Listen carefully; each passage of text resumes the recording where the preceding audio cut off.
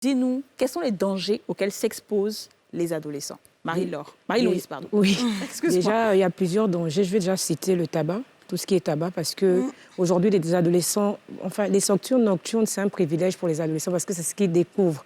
Donc, les booms, les petites fêtes, etc., on arrive en boîte. Et un petit garçon, pour se taper une jeune belle fille, il va mettre des substances à l'intérieur de son verre.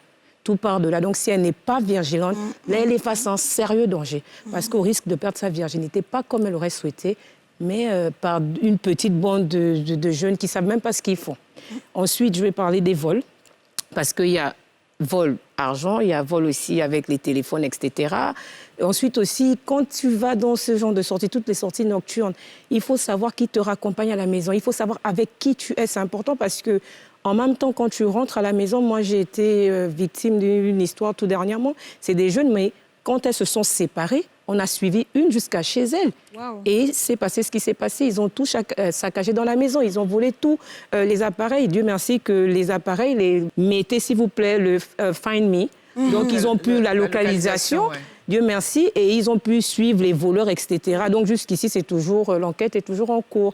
Et il y a énormément de dangers. Donc la nuit, on dit la nuit, tous les chats sont gris. Donc la nuit, tout beaucoup est possible. Oui. Alors je suis une maman, je suis avec mon fils qui a 17 ou 16 ans, ou ma fille, je regarde cette émission.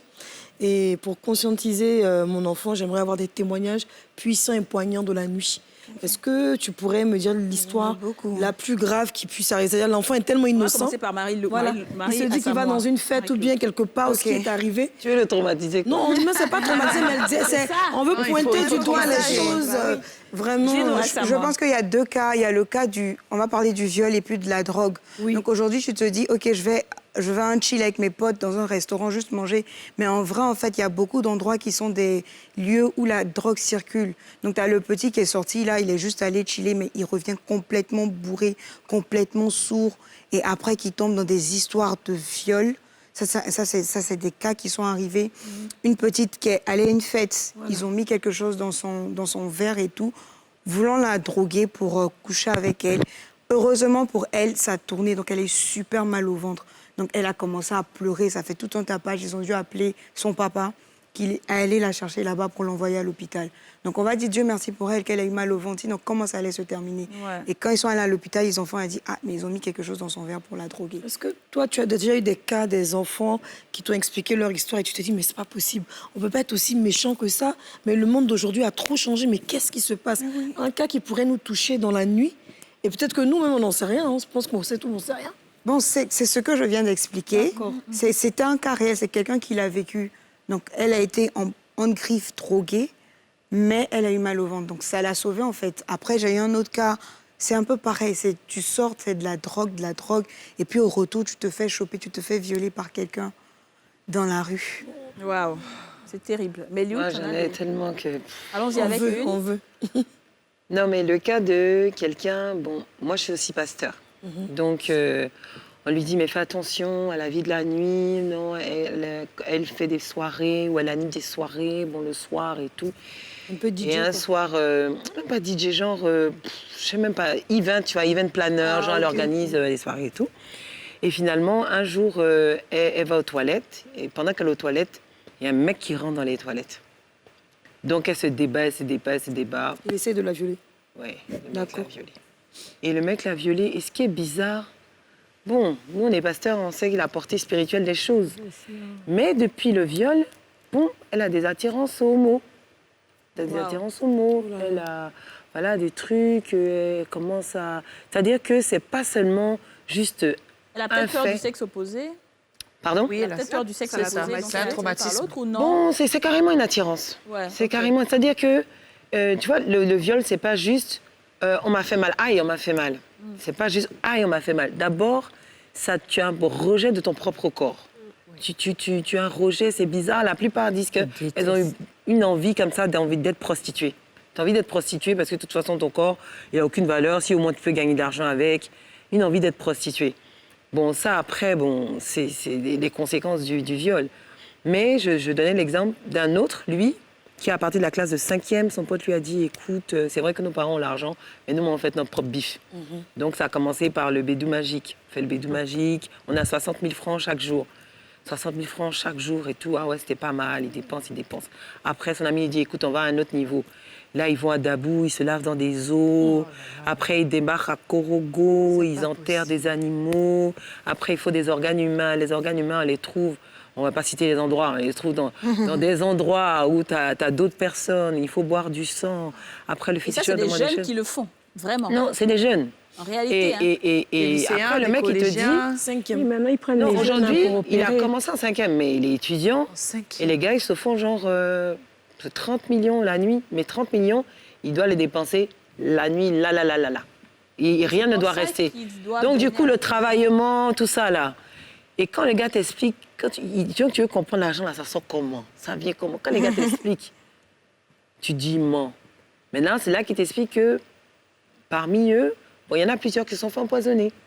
Parce que genre, t'as la vie, tu as les grosses voitures, t'as les filles, tu me plais pas.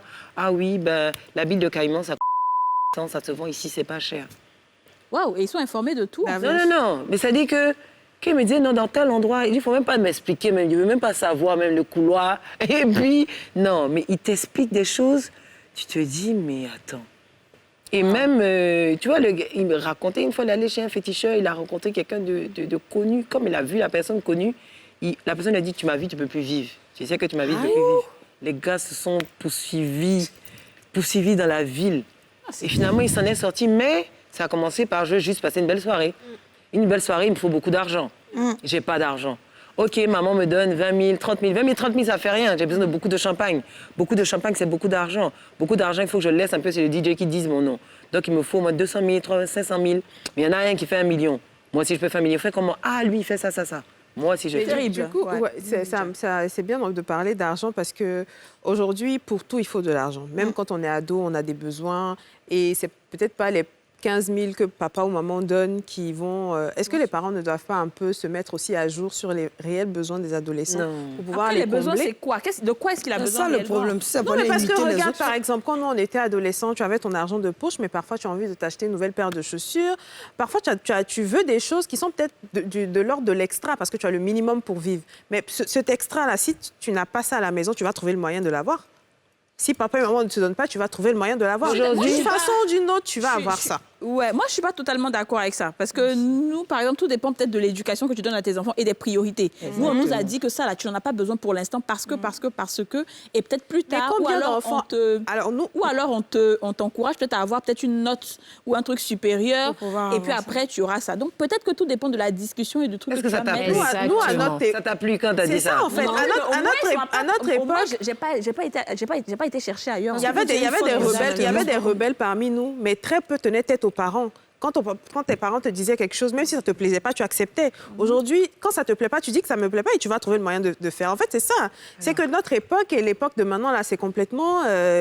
c'est plus la même chose. Ça revient en fait. justement à savoir, est-ce qu'il faut empêcher totalement l'enfant de sortir pour s'épanouir, ou est-ce qu'il faut le laisser un petit peu sortir pour voir un peu les réalités? Je dis ça parce que la dernière fois, par exemple, je suis allée au cinéma avec les enfants, on allait voir un film.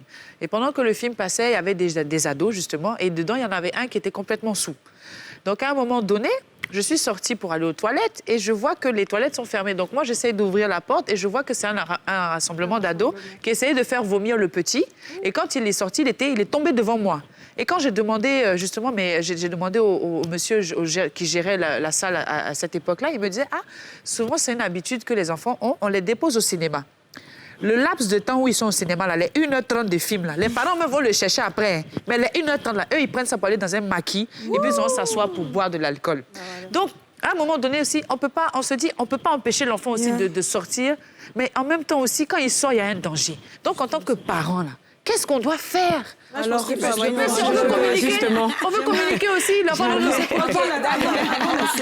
D'accord, on va organiser. Dis-nous, Yasmine. Alors, avant les solutions, j'aimerais aussi participer, comme vous.